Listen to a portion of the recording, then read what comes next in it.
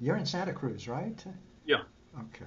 I'm having this is going to be really, really interesting because it's way over my head. I'm just a classical guy. I'm talking with, get this, everybody, I'm talking with composer, flutist, saxophonist, interdisciplinary artist, and how we're going to get there. Karlton Hester, we're going to talk about your 2019 Centaur CD release. That's in yesterday. Um, Quantum Elders Ballet. And when I saw that title and that very, very interesting cover image, I thought, I have no idea what this is, but I'm going to try and find out. That's why I approached you, Karlton. Quantum Elders Ballet, Centaur CD, released 2019. Let me just run down. Hang in there. I'll let you speak in a moment. I want to get through some of the stuff, though. I just want to run down, not the whole thing, but let me just pull out a few of the tracks, titles. Somnambulism, Self-Hypnosis. For soprano, sax, and synthesizers, pipa, the kind of, I don't know, mandolin, Japanese mandolin for lack of any other acoustic bass. Quantum boogaloo. Fog off. Quantum Elders Cha-Cha, that's a cute one. Eccentric Storm is a masterpiece in my view.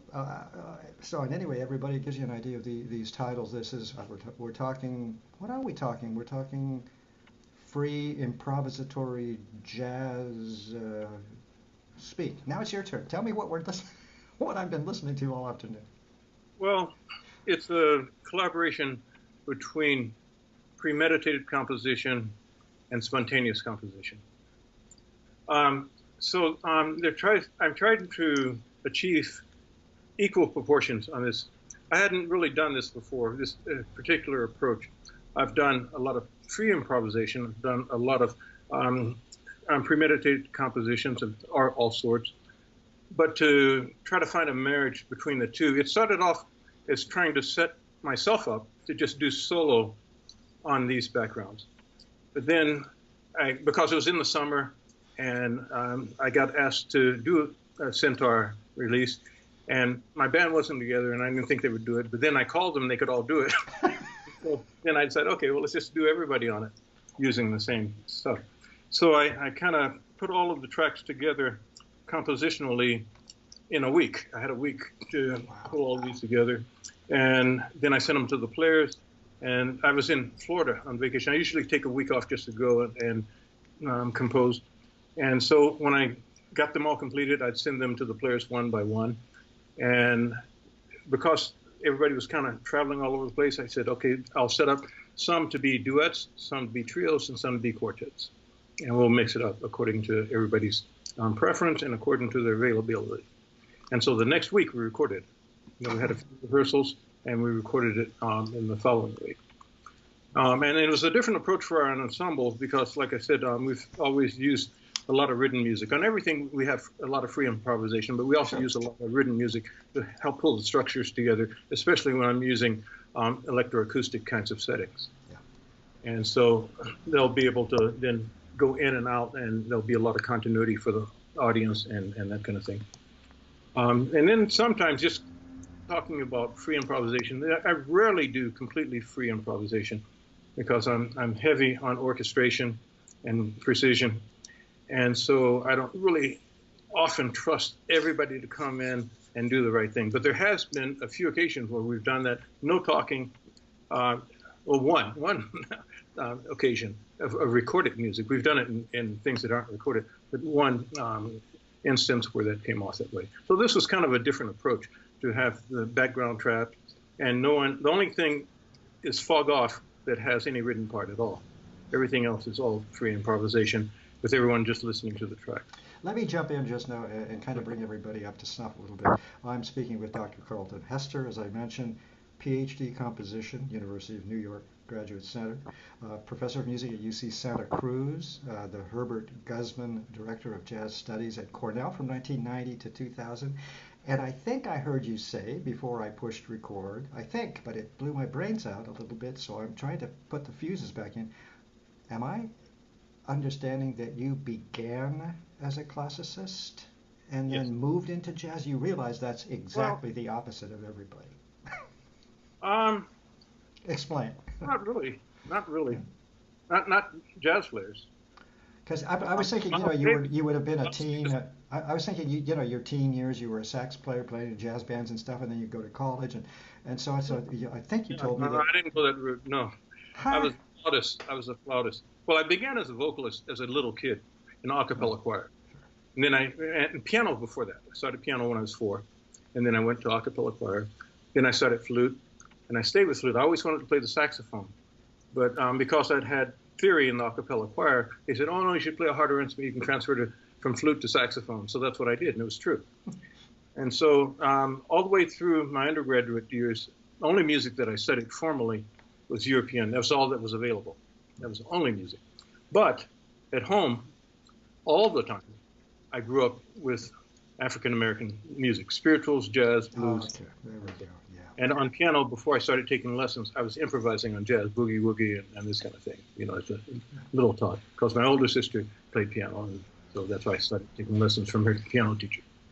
But yeah, no, I always grew up. That's why I'm so much into orchestration. I've always just heard orchestration, because that was also some of the records we had around the house, and that was the training that I had all through school. And also, let me just give everybody an overview of what I heard in listening to this CD, because it speaks to exactly what you've just described. All right, this is, and you'll discuss how complicated this is. It's way over my head. This idea of layering sounds, layering tracks of synthetic sounds, wonderful.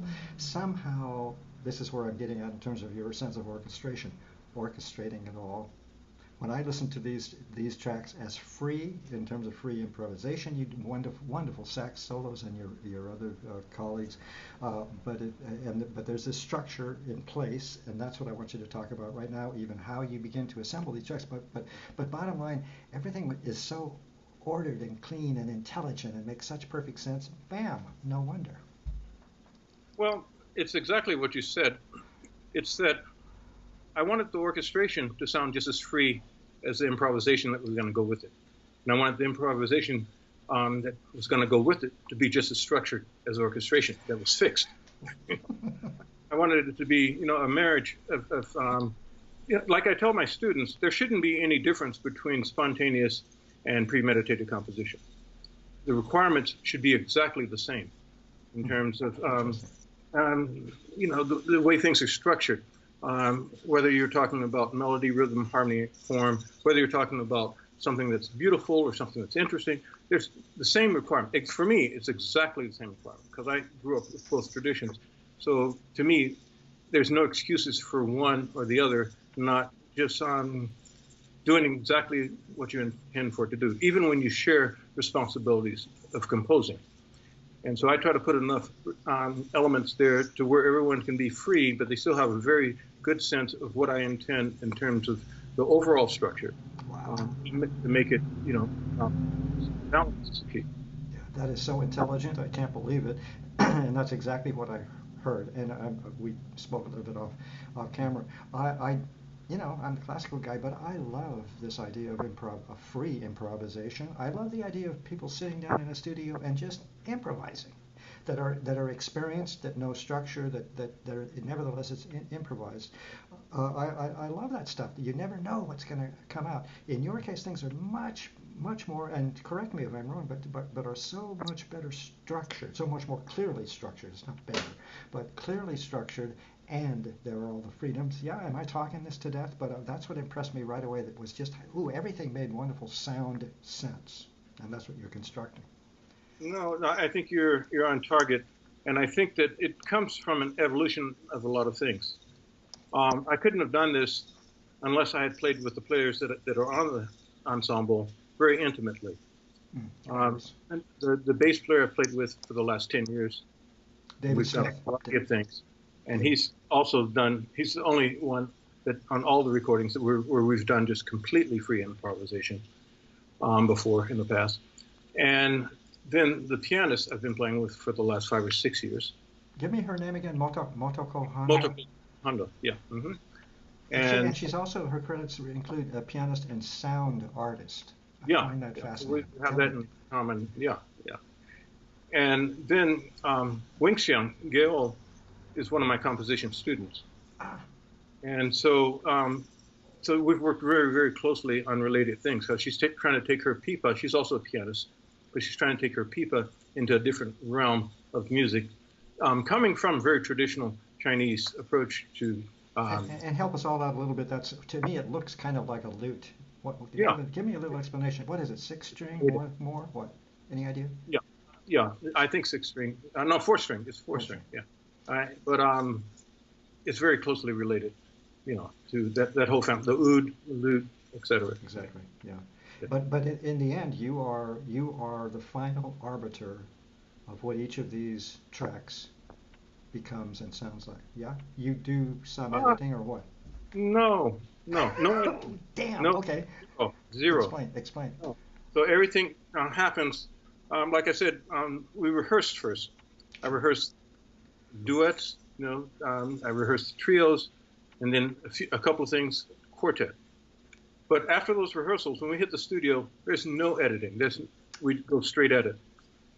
We have a good sense from rehearsing of what to expect, but I don't tell them what to play. Well, at this point, I really don't have to. We've played enough. I've said it in advance many times. And everybody's good musicians, and they all work only in this kind of an idiom. They're all already there. So I think the background tracks are enough instruction for this particular CD. So when you walk into the studio, the background tracks, these synthesizer tracks that you have put together, you have assembled these, are assembled by you. They're played over whichever the artists improvise. Yeah. Okay. And you've lived with them for a while. And you've lived with them for a while, of course. And also, as you said, I mean, it's almost a cliche, but when you, and I would imagine, especially in jazz, it's certainly this intuitive thing. When you've been with people, especially making improvisatory music together for 5, 6, 10 years, you know what I mean? You kind of know, don't you? There's nothing else to say. Something going on there between the two brains and cosmic energies. Excuse me. I'm going to quote you a little bit here and see if you can get out of this. Quote, you write, the musical approach here involves balanced superimposition, as you said, of both premeditated, as you said, electronic compositions with spontaneous sound. Okay, we're fine with that. That all makes sense. Compositions. I'm pretty sure I get it, and we've clarified that. But you also indicate in the program notes a kind, and by the way, these are performance pieces when they're performed, right? There are people in costume. I'm skittering a bit off subject, but speaking of this, because I've seen the pictures, they're going to go up on your page at performingartsreview.net. It is a performance art piece, and presumably it stands alone, or do you want always to, what? And there's a cosmology involved in these characters that I see. Yeah, can you, without spending 4 hours, see if we can get a little idea of what your intention is with these performances and these people in costumes and these characters from your cosmology? It's all a matter of layering. Like I said, a lot of this goes back like 10 years. And a lot of times when we create something, it becomes the background video for the next performance. Yeah. And so we're layering a lot of different things. The beginning of this Quantum Elders cycle was a cycle that I called Divine Particles Vision. And so that was talking more about the molecular side of things. Everything's a particle, and there's particles inside the particles infinitely, all the way to the nano world and all the way out through the telescope, as far as you can go. So I spent a few years working on various cycles of that sort. And then, that was all for the, like I said, the molecular side. Then I thought, okay, now we need to go into the more subconscious side of things. And so that became the Quantum Elders, who brought on the intellect. So I thought, well, some alien species, alien not meaning necessarily from outer space, just alien to our thinking, essentially. So it could have been something right here on planet Earth that was microscopic and that could stay here undetected because it's microscopic. It could have been anything, because it's alien, it's a different form. We're looking for forms that look like us, and that's not necessarily what it is. And so from there, I started just thinking of ways that, I guess the binding element is that everything in the universe vibrates. And so you can take that into the spiritual realm, you can take it into the intellectual realm, or you can take it into the physical realm, and everything still vibrates, whether it's sight, sound, whatever else. And that's why I like interdisciplinary stuff, because they're all dealing with a harmonization of vibrations. And so on this particular concert, I was trying to add to just the sonic elements that we did on the CD. And so we added the background video, and there's a soundtrack on the background video. And then we added the dance element, 3 different forms of dance. And then spoken word through the hip hop that we had in the concert itself. And so way beyond the CD that I just taking notes on it. It's a matter of layering. I love that, by the way, bringing an audience into a huge holistic even maybe experience. And by the way, speaking of aliens, octopuses. Yeah. You've heard about these phenomenal creatures. Yeah. So it's not so far out. And also I don't mean to interrupt you, but again, your creation of your own cosmology. Am I all wet here? Can you help me out a little bit? Because I see symbols behind you. There's this African roots. We've spoken earlier, Lucy. I mean, we are all speaking of molecularly connected. We're everything on it. So can you just help me out a little bit on that? Well, like the concert before the Quantum Elders ballet concert, the theme was for the hip hop artists. We had a hip hop artist contest, and so I supplied the history that they were going to rap on, and that was about everybody coming from Lucy. So they had to create raps based on that concept. So they were free to say whatever they wanted, but they had to be based on that history. And so that was the first iteration of working with experimental jazz and hip hop. And then the quantum ballet was the second, and to that we added the dance and those kinds of dimensions. But the idea is that they're all coming into ritual. We're coming into ritual together. And we want the audience to transcend. And a lot of people, when they left, we had a really nice audience. And so a really full audience, and they were attentive. And when they left, they got it. They said, oh, I hadn't really thought about it that way. Yeah, we do all come from Lucy, because it was not just said, and that's the power of music and art.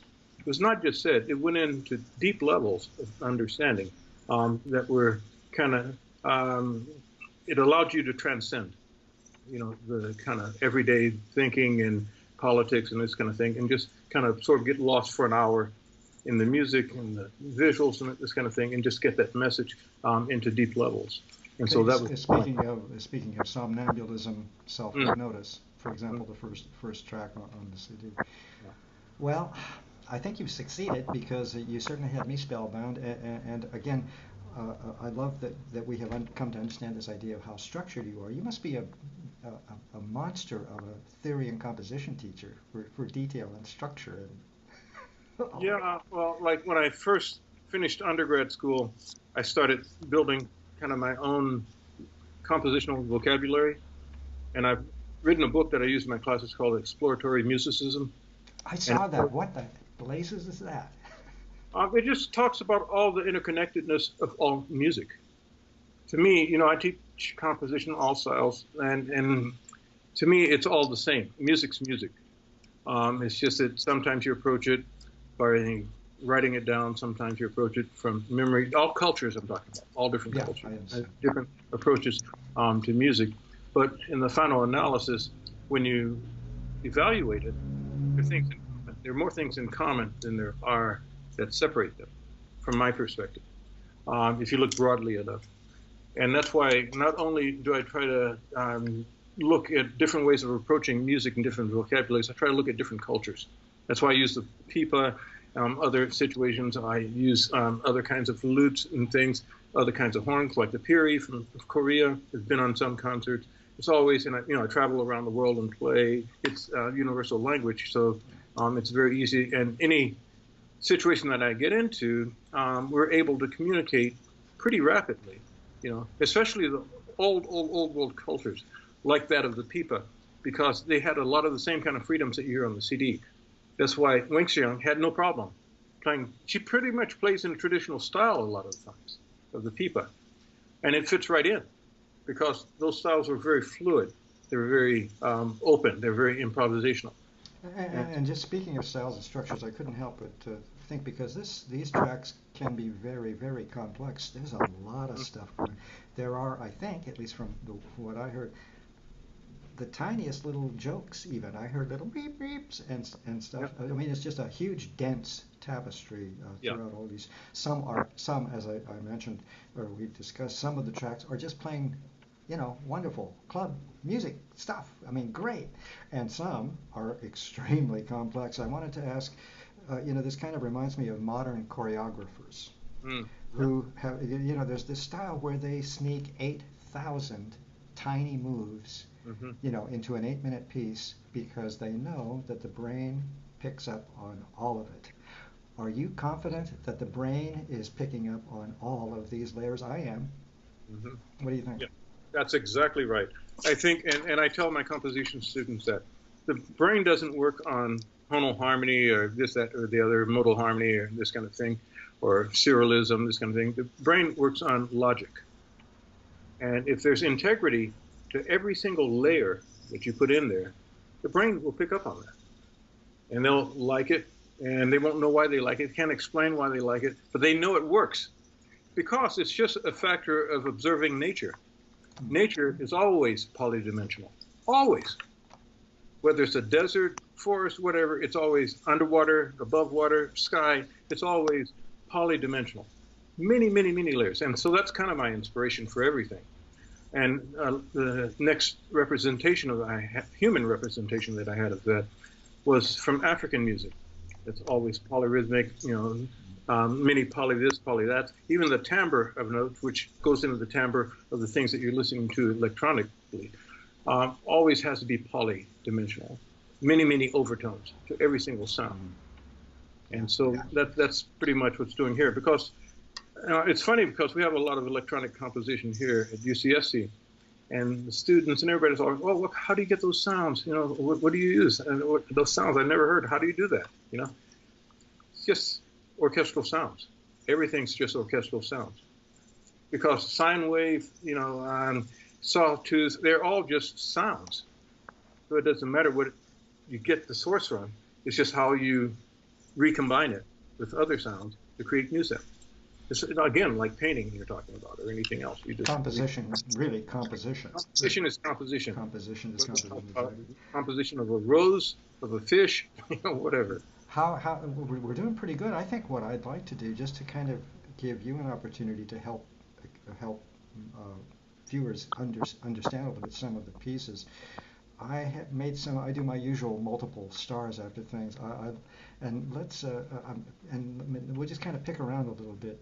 And by the way, the reason my mind gets bogged a little bit, you seem to be a master of strange and interesting words, among other things. Which, of course, I love words. But let's start with ritual transmogrifié. It should be pronounced with the IER. Transmogrifié for the soprano sax, synthesizer, and people. Well, let's start there. Ritual transmogrifié. Where did you come up with that title? What does it mean? Go.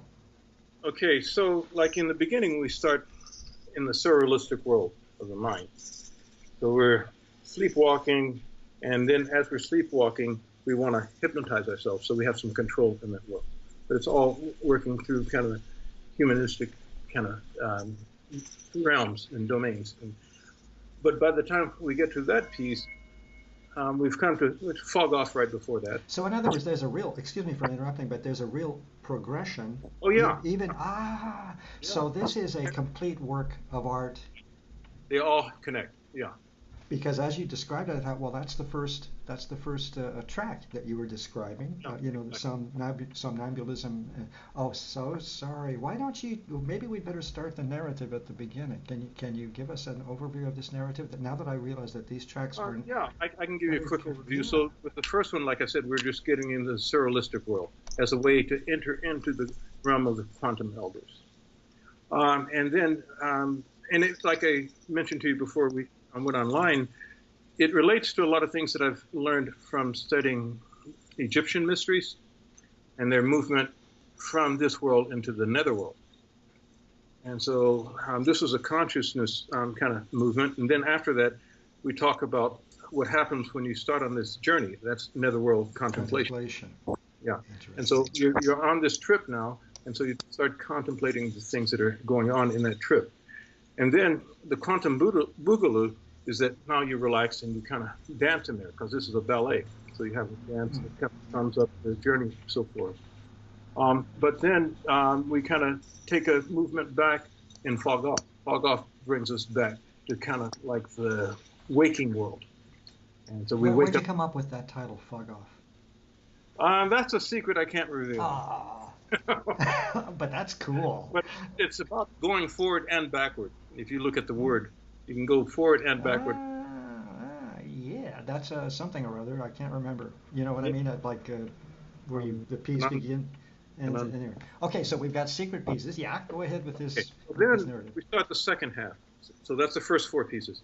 So then we start the second one, and this time with this Montgolfier is is talking about going through a device, a portal that the quantum elders actually have. That's what that is. So this time, instead of going through your own subconscious mind, you go through this portal and you enter the world again and see what you find. And so this time, more quickly, you get to relaxing in that world. And so you go immediately into the cha-cha and start dancing around again. Quantum Elders Cha Cha. What's that? I mean, I was just reading the title of that track, Quantum Elders Cha Cha. Cha-cha. So we do that, and after we're comfortable there, we get a lesson from the quantum elders, the Jelly quantum elders. And so that's just the way information's transmitted. It's through these Jellies who know both the long history and the daily news. You know, they know all those things, everything in between. And so we get that lesson, and then after that comes the storm, the eccentric storm. So now we can evaluate that and kind of get a sense of all these different dynamics that work all around us, all these different systems, and how they harmonize and how they're interconnected and this kind of thing. And so that's where we're in that kind of realization. Are you done? Yeah. Well, that was great. That, I really, because usually my questions are about how did you organize the tracks on the CD. mm, I had no idea. And remember, I think off camera I suggested, yeah. because these tunes, these tracks kind of switch. I hope I'm not getting in trouble yet, but some are, like you could hear them in a club or something. Wonderful tunes, lots of very accessible, and then others are extremely dense and interesting and complex and so on. I thought maybe that was it. You were just kind of working your audience. But that kind of diversity is a part of the same thing. It's not, Sure. they're not really mutually exclusive. I understand that Um, now. Yeah. yeah. And so, like, we didn't have a chance to go around on a base 12 kind of basis, but it's just like the zodiac. You know, everything's interrelated, and some things are familiar, some things are farther off. Hmm. It's the same kind of diversity that we find in that kind of thing, or anything else that we kind of go around the calendar on and find different qualities. Here's what I want to do. You have given us the overview. Now let me run through these and just throw out a few words from the notes I took, just to give people an idea of what I heard and how interesting this music is. Okay, I'm at the first track, Somnambulism, Self-Hypnosis. This is for soprano saxophone and synthesizers. I love the way you use synthesizer colors, and it's great. Pipa and acoustic bass. I hear conversations. I hear multiple synthesizer tracks. Lots of fun stuff I'm hearing. I've already asked how this is put together, and you've explained that you kind of begin with, if I'm correct, you begin with the synth tracks, and then people come in. Okay, and that's kind of the overview of what I had there. It's fascinating. I write to myself, the sounds, the licks, the various things going on. So that's somnambulism. Right away it grabbed my attention. Netherworld. This is piccolo flute. By the way, you are the I think everybody knows, you are the piccoloist, the flutist, the saxophone player on these tracks, and electric piano, acoustic bass. I mean, the sound assemblages just of the instruments that you use, let alone the synth tracks, are, well, as everybody knows, having heard you, beautifully organized. There is such intelligence to the colors, to the textures and the colors. I write about Netherworld, very evocative. I hear kind of a Moroccan something, Yeah. African, again, kind of sense in the rhythm and so on. And it's kind of standard compared to somnambulism, the Oh density yeah, of some, contrast, complete contrast. quantum boogaloo for tenor and synthesizers and people. Back to the fun. I write down. Yeah. Now, you straighten me out if I get in trouble here. Random assemblages of crazy wonderment. Yeah. Well, it's meant to sound that way. There's nothing random on it in the synthesizer I'm voices. clear now. But people have an expectation when they hear the word boogaloo. But you have to remember that we're having this boogaloo dance in the quantum elders world. So it's not going to be the kind of boogaloo that you'd have if we were in this world again. So yeah, it's going to sound very random, this kind of thing. It should sound foreign. It should definitely sound foreign. But then the next cut brings you back. And the contrast between those two cuts, you can see it. What do I say here? We're talking about fog off. Yeah. Fun jazz. It's animated rhythmic figures. I mean, synth effects are also fun. The tenor sax improvisations are wonderful. Overall, it cooks. It makes sense. It's a jazz ensemble piece. I mean, it just make people will definitely be understand right away what this piece is. What else? Anything else? Rhythmic patterns. I mean, it's just a fog off is wonderful. Ritual. Yeah. I just want to say the reason I threw that in is because it's all written out. Every note's written out. Yeah. And so just to show the relationship, there's really, it fits in as it's just another element, a contrasting element. So it really shouldn't matter if it's improvised or if it's written out. That's sly and rather professorial of you, is it not? Yeah, probably. And the Quantum Elders Cha-Cha. I mean, we've been through this, but just so people understand, so we can, I'm going to put this up with where to buy the CD, all that good stuff. This is really an interesting one. I was tempted today I usually do with earphones, but just to kind of let it drift around the apartment building. But I figured I'd get kicked out or something. But because it is, I understand it once accessible. This CD is at once very accessible. Yeah. And then there are wonderful moments of free improvisation and cloud and cluster and all that good stuff. Jedi, would that be anything like Jedi? Are they similar creatures? In a sense, yeah. In a sense, they're very closely related. I don't know if the words really derive from one another at all, but in the sense of what they actually end up being, they're very close. That's why I kind of wanted to make fun of it and ask. And then, of course, Eccentric Storm, just to give you an idea. I mean, Leviathan type, I use fancy words too, Leviathan type sound imagery. Yeah.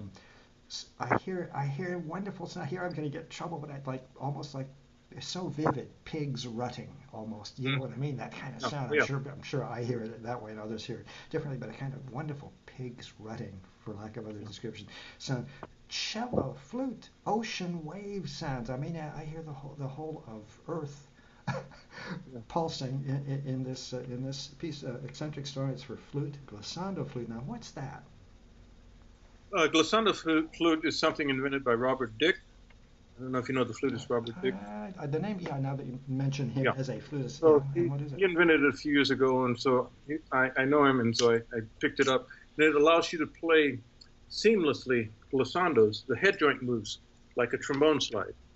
And so you can move seamlessly in glissandos, And so I thought for the Eccentric Storm, it'd be a good place for that. And then the bass on there could kind of imitate that in a similar kind of glissando up and down the string. We didn't talk about it, but that's what happened. And wonderful. And I have a note here that says this is an epic narrative, but what about? Can you describe this epic narrative that I'm hearing? Life is kind of an eccentric storm. On the emotional side, on the way societies rise and fall, on even just the movement from matrilineal to patrilineal societies, all of these things are about parts of this same storm. And that's just in the short time that humans have been on the planet. Before that, there were the same kinds of dynamics, all of these weather systems going on with the dinosaurs, everything all the way back when we were all underwater. We always had all this turbulence, and then at times, there's the seas plus. You move through all of these different dynamics very fluidly, and then you see the purpose. You see that's just the way of the universe. It's like if you step far enough off, you can see the big picture. But if you're close in, if you look at the sun from a distance and it looks, that's the sun. But you go on the sun, And Not not the trees for the forest kind of thing, yeah, indeed. Yeah. yeah, yeah. By the way, do you ever just hang out and read a comic book? Oh, I couldn't resist that. are on track. The next, we're doing a third iteration of the hip hop and experimental jazz, Am and I it's going to be glad I asked? book. Am I It's going to based, be glad I made that silly remark? Go ahead, tell yeah, us. because the comic book is a powerful way of telling things in words in a very short form, and then the pictures have to Very, tell a lot of the story. yeah. And then if we have a music element on that, it just enlarges even more. And I got into it because my daughter um, is into really wonderful about drawing comics right now. She's 16, and that's something that she's been into. And so I thought, hey, well, maybe you could draw some things for our concert, and we could make a comic book around it. She says, no. But still the No, idea, Daddy, yeah, don't embarrass me. she didn't have stuff out there. She didn't want to do it. But anyway, the idea, I've just seen the way, all of the comic book makers have been putting their things into movies that enlarge the ideas, but the ideas are still the same as they were in that small comic book. Yeah. And by the way, not to denigrate comics, I was kind of making a little cute remark because it's been so cerebral for the past 30 minutes of the conversation, which I love. But you know what? I also knew many years ago a young teenage kid who was a master at at creating graphic comics, and it's a real art form. And again, Yeah. the idea of putting it into one very simple image, a big story, so Hmm. so Yeah. it's very complex. Yeah. You mean, have you just leaked anything about a future project? When you described it, I Yeah. saw people, I saw the whole thing staged and everything else, and the comic page is opening up, and the characters coming to life, and all that. Yeah. See, the quantum elders are speaking to you. And so, I get it. yeah. Yeah. In April, the three iterations of the collaboration between hip hop and experimental jazz um, started, like I said, 2 years ago. And so the third iteration is sponsored by Porter College now because people liked what they saw.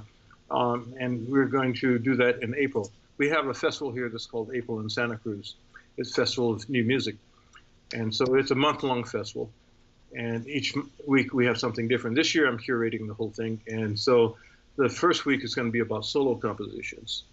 And the second week is going to be centered around a percussion trio that's called Line Upon Line, that's from Texas. And so they work a lot with electronics too. And so for our electronic composers, we wanted to have something for them. So both the people who just want to deal with percussion and the ones who want to deal with percussion and electronics can do something on that week. There are a lot of other things in between. I'm just telling you kind of the highlights. Then we have a woodwind quintet on the third week, and people are going to work with that and different variations of that ensemble. And then on the fourth week, we're going to do two concerts. The first concert is going to be strictly a hip hop final, because we're doing another contest. And so the final is going to be on Friday, and then the winners of the final, the winners of the contest, are going to be on my concert on Saturday.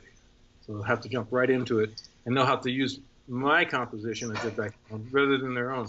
So, Who's a power of professorship. well, no, it By, just makes you think differently. I mean, they've come back, like last year, the ones who won the contest the first year wanted to come back and do it again. Once they're exposed to it, they say, hey, no, this is different than any other hip hop. oh yeah, and it's just great, interdisciplinary indeed, but also about elevating everything. You and I talked a little earlier. I saw a performance of Lully, is Yeah. it Lully, opera Les Andes Galantes, and one of the famous ballet pieces there. Wonderful tune, baroque music, and the costuming and everything was hip hop. And Yeah. it was brilliant. So this mix up and mash up, that's why I took a chance and said, hello, Professor Hester, what is this? Yeah. Look, we're going to have to wind it down, but what a great talk in Santa Cruz with composer, flutist, saxophonist, interdisciplinary artist. By the way, you need to send me if there are links or anything to this contemporary music festival, please, so I can put it up on your page. I Okay. will. Artist Karlton Hester, 2019 Centaur CD release, very interesting CD. People who love jazz, you're going to love this CD. People who love contemporary jazz and free form improvisation under the disciplined supervision, of course, of Karlton Hester, are going to love this CD. Great pleasure. talking with you. I'm really Likewise. glad we have this talk. Well, thank you Cheers. very much. We're done. Okay. Okay, buddy.